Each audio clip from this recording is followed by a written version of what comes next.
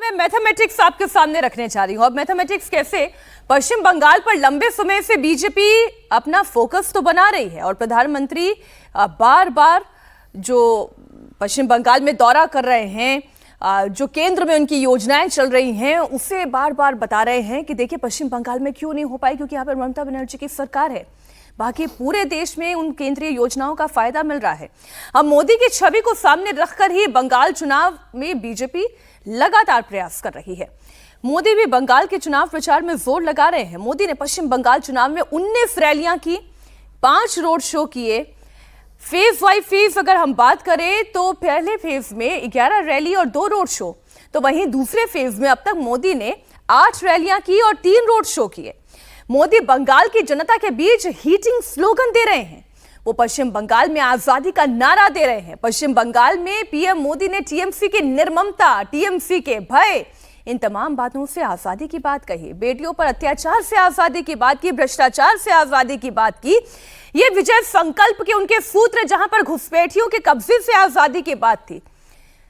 ये जो भर्ती परीक्षा में लूट है, उससे आजादी का नारा उन्होंने दिया। एक बयान आपके सामने। पहले चरण की वोटिंग में बंगाल ने कमाल कर दिया है। पहले चरण में टीएमसी का अहंकार टूट गया है। अब दूसरे चरण में बीजेपी सरकार की प्रचंड जीत पक्की होने जा रही है। आज बंगाल को आपके एक वोट की जरूरत है। बंगाल को आपके एक वोट की जरूरत है। आप हमें आशीर्वाद दीजिए, अपना वोट दीजिए। हम आपको टीएमसी से आजादी दिलाएंगे।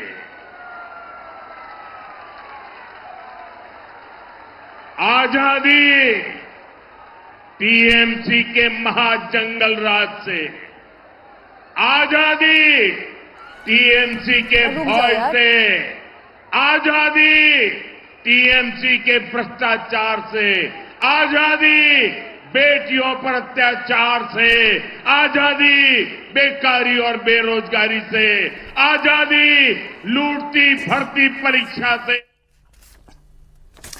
बंगाल में बीजेपी 200 प्लस सीट जीतने का दावा कर रही है। इसके लिए दूसरे फेज में भी 100 के करीब सीटें उन्हें जीतनी पड़ेगी। जरा बड़ी स्क्रीन पर आपको लिए चलती हूं, वहां से और बेहतर आपको समझ में आएगा कि बीजेपी के लिए दूसरे फेज में मुकाबला पहले के फेज के मुकाबले कितना मुश्किल या कहां पे थोड़ा सा आसान होता चला जा रहा है। तो पहली बात तो यह है कि 2021 के चुनाव में दूसरे फेज में जिन 142 सीटों पर मतदान होने जा रहा है, वहां पर टीएमसी को 1,42,14,139 सीट माफ कीजिएगा वोट मिले, यानी कि 49.49% वोट टीएमसी के खाते में गए। जबकि बीजेपी की आप बात करें तो यही आंकड़ा 1,04,31,171 का होता है, यानी कि 36% से ज्यादा वोट बीजेपी के हिस्से आए। अब वहीं अगर आप देखें एफआईआर होने के बाद ये दूसरे फेज का चुनाव कैसे पलट रहा है। बीजेपी को टीएमसी से कितने वोट कम मिले? 37,82,968 और एफआईआर में नाम कितने कटे वो देखिए, 12,40,873। तो पहला आंकड़ा तो यही है कि जितने वोट बीजेपी को कम मिले, लगभग उतने ही वोट एफआईआर में कट गए। तो क्या राजकुमार जी ये चुनाव फंस गया दूसरे फेज का? क्योंकि जितने वोट एफआईआर के तहत कटे हैं और जितना मार्जिन रहा वो तकरीबन पास का ही है। एक और आंकड़ा मैं आपके सामने रख देती हूं, फिर चर्चा करते हैं। दूसरे फेज में ही साउथ बंगाल की 160 सीटों की बात करूं तो ये वो सीटें हैं जहां पश्चिम बंगाल की चुनाव की दिशा कहां है वो तय होती है। 2021 के चुनाव की बात करें तो यहां टीएमसी को 48.42% वोट मिले और 1,09,63,948 वोट जबकि बीजेपी को यही वोट का प्रतिशत कितना था, 37.74%।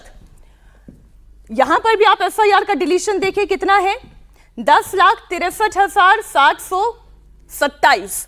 और टीएमसी और बीजेपी के बीच में वोट का मार्जिन कितना है, जरा वो आप देखें, 24,43,079 वोट। यहां पर भी आप अगर ये फैक्टर देखते हैं, एफआईआर डिलीशन कितना है, 10.68% टीएमसी को अधिक वोट मिले तो उतना ही तकरीबन वोट एफआईआर में कट भी गया।